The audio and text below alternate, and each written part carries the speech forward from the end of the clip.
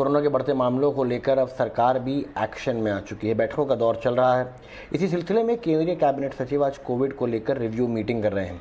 इस बैठक में किन बातों पर चर्चा होगी, कौन कौन होंगे शामिल, सारी इंफॉर्मेशन लेकर हमारे संवाददाता समीर दीक्षित हमारे साथ मौजूद हैं। समीर,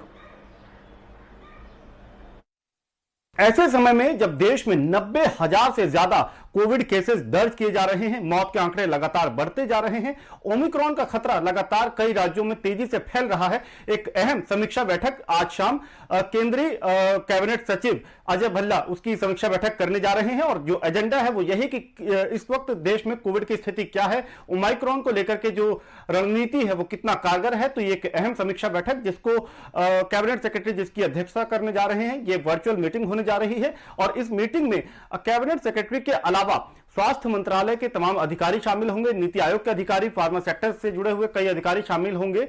और इस मीटिंग में सूत्र यह भी बता रहे हैं कि उन राज्यों में विशेषकर जहां कोविड के मामले तेजी से बढ़ रहे हैं, मसलन उत्तर प्रदेश, दिल्ली, महाराष्ट्र या हरियाणा, ऐसे राज्यों से भी अधिकारी शामिल होंगे। उन राज्यों के सचिव भी इस बैठक में शामिल हो सकते हैं। इस बैठक में इस बात पर भी चर्चा की जा सकती है कि जिन राज्यों में आने वाले वक्त में चुनाव होने जा रहे हैं वहां पर कोविड की क्या स्थिति है और जो रणनीति है वो कितना कारगर साबित हो पा रही है। तो ये अहम समीक्षा बैठक होने जा रही है। लेकिन जो सूत्र बता रहे हैं कि ना तो राज्य और ना ही केंद्र सरकार एक कंप्लीट लॉकडाउन के पक्ष में है, लेकिन यह जरूर है कि इस स्थिति को और ज्यादा ना बिगड़े, इसको संभालने के लिए कई सख्त कदम उठाने पर विचार किया जा सकता है, ऐलान किया जा सकता है। मसलन जिस तरीके से नाइट कर्फ्यू, वीकेंड कर्फ्यू का ऐलान किया गया है, ऐसे ही और सख्त कदम उठाए जा सकते हैं।